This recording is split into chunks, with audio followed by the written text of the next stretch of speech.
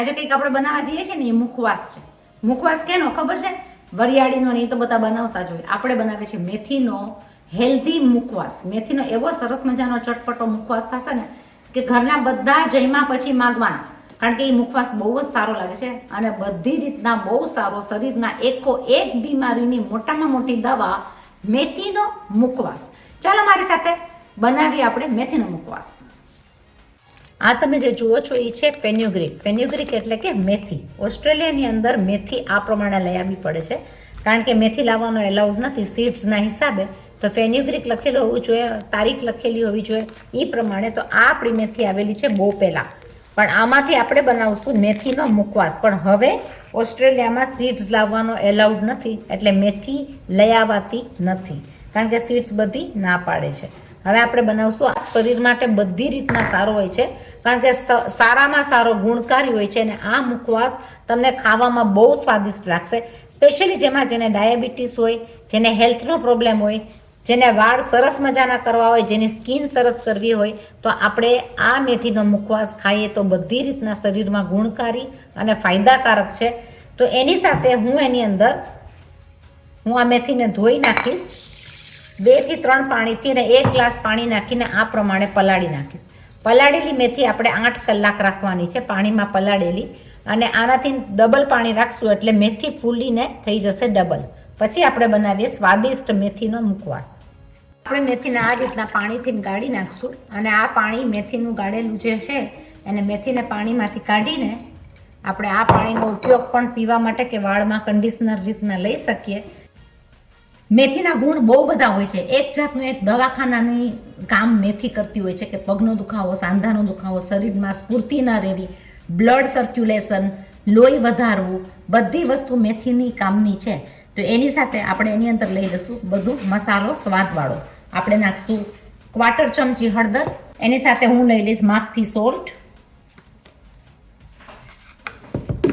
સાથે આપણે નાખી દઈશું લીંબુ, જેનાથી એનો કલર એવો ને એવો રહે, કાળી ન પડે અને બહુ સરસ રીતના એનો સ્વાદ લાગે. ખટાશ, નિમક, અને એની સાથે આપણે લઈ લઈશું એક મસ્ત મજાનો છૂપો મસાલો જે છે ચાટ મસાલો.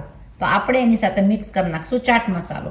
ચાટ મસાલો નાખવાથી સ્વાદમાં બહુ સરસ લાગશે, મેથીની કડવાશ બિલકુલ નહીં લાગે. અને આને આપણે સૂકવી નાખશું ઘરની અંદર. આને સુકવવાની તડકામાં નથી, આપણે ઘરની અંદર સૂકવશું. ઘરની અંદર સુકાઈ ગયા બાદ આપણે એને શેકીને કરશું મેથીનો મુખવાસ. સુકવવા માટે મેં એક લઈ લીધી છે થાળી, એની અંદર હું આ લઈ લઈશ મેથી. મસાલાવાળી, મસાલેદાર, સ્વાદિષ્ટ ચાટ મસાલાવાળી મેથી, અને આપણે એને સૂકવી નાખશું ઘરની અંદર. 7 થી 8 કલાકમાં આ બધું એનું પાણી જે દેખાય છે તમને એ બધું શોષાઈ જશે અને મેથી સુકાઈને થઈ જશે ડ્રાય. તમે આમને આમ ખાવ તો પણ બહુ સ્વાદિષ્ટ લાગે, કારણ કે ચાટ મસાલો છે, લીંબુ છે, નિમક છે. સ્વાદિષ્ટ મજાની મેથી મુખવાસ માટેની રેડી. આપણી મેથી તમે જુઓ છો એકદમ કોરી પણ થઈ ગઈ છે, એટલે કે ડ્રાય થઈ ગઈ છે, અને એ એકદમ સરસ મજાની સોફ્ટનેસ ઉપર પણ છે. સુકાઈને કડક નથી થઈ ગઈ, કારણ કે આપણે એને અંદર છાયામાં એટલે કે પંખા નીચે સૂકવીને 6 કલાક માટે રાખી હતી. 6 કલાક બાદ મેથી તમારી આ પ્રમાણે થઈ જશે. લીંબુ નાખ્યું હોવાથી કાળી પણ નહીં પડે અને સોફ્ટ પણ રહેશે, એટલે મેથી તમારી સોફ્ટ છે, સરસ છે. આને આપણે ઘીમાં શેકી લેશું. 1 ચમચી ઘી આપણું મેલ્ટ થાય છે ઘીને શેકવા માટે. આ મેથીને આપણે સરસ રીતના ધીમા તાપે, મીડિયમ તાપે શેકી નાખશું.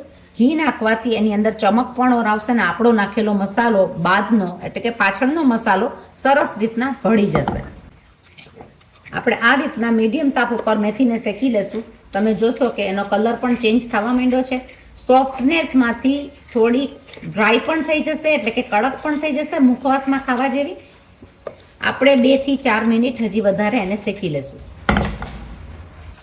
જ્યારે આપણી પાઈન મજાની શેકાતી હશે ત્યારે આપણે એની અંદર નાખી દઈશું મસાલો. તો મસાલો એની અંદર સરસ રીતના ચડી જાય.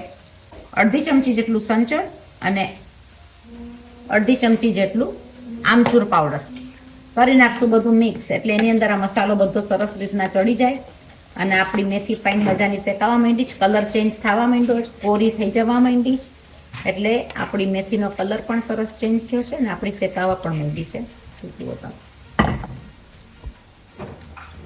આપણી સરસ મજાનો મેથીનો મુખવાસ થઈ ગયો છે. મસાલો આપણો બહુ સરસ રીતના ચડી ગયો છે, સૂકી પણ થઈ ગઈ છે. આ મુખવાસ બનાવવો અને ખાવો બહુ જરૂરી છે, કારણ કે બધા હેલ્થના પ્રોબ્લેમ કોઈ પણ હોય, આર્થરાઇટિસ હોય કે પગના દુખાવા હોય કે સાંધાના દુખાવા હોય, આ મુખવાસ બહુ જ કામ કરે. તો એ સાથે આપણો મુખવાસ આ થઈ ગયો છે. આપણે એને કોરો કરવા માટે એટલે કે ઠંડો પડવા માટે રાખી દેશું. આની અંદર તમે જીરું શેકેલું પાવડર પણ નાખી શકો. આપણે એને લઈ લેશું એક બાઉલમાં. તમને સંચળનું પ્રમાણ વધારે નાખવું હોય તો આમચૂર અને સંચળનું પ્રમાણ તમે વધારે નાખી શકો. આ સૂકો થઈ જતા એટલે કે કોરો થઈ જતા ડ્રાય થઈ જશે મુખવાસ તૈયાર. તો આપણો આ મુખવાસ બહુ જ સરસ થયો છે, કડક થઈ ગયો છે. તમે અવાજ આવી શકે કડકનો, અને કડક બહુ સરસ થયો છે. તો આ મુખવાસ બહુ જ સારો. આ મેથીનું પાણી પીવાથી તમારા વાળમાં એક કન્ડિશનરની જેમ તમે એનેથીને વાળ પણ ધોઈ શકો, અને પાણી પીવાથી વાળ શરીરમાં બધી રીતનું બહુ સારામાં સારી વસ્તુ છે. તો મેથીનો મુખવાસ આપણો તૈયાર થઈ ગયો છે. આ મેથીનો મુખવાસ આપણો તૈયાર છે. તમને અવાજ આવે છે કે કોરો પણ બહુ સરસ થયો છે. હેલ્થ માટે બહુ જ સારો. કોન્સ્ટિપેશન ગેસની પ્રોબ્લેમ રહેતી હોય તો આ મુખવાસ ખાવાથી બેસ્ટ. તમારે જેવો કડક કરવો હોય એવો તમે કડક કરી શકો. મુખવાસ આપણે બહુ જ સરસ રીતના કરી નાખ્યો છે. મેથીના મુખવાસમાં એટલું સ્વાદિષ્ટ વસ્તુ છે, અને તમે જુઓ કરકરો મુખવાસ એટલો સરસ લાગે છે. તો સબસ્ક્રાઇબ કરો, શેર કરો, કોમેન્ટ કરો અને બીજાને ફોરવર્ડ કરો. તો મળ્યા પાછા બીજી નવી રેસીપી સાથે.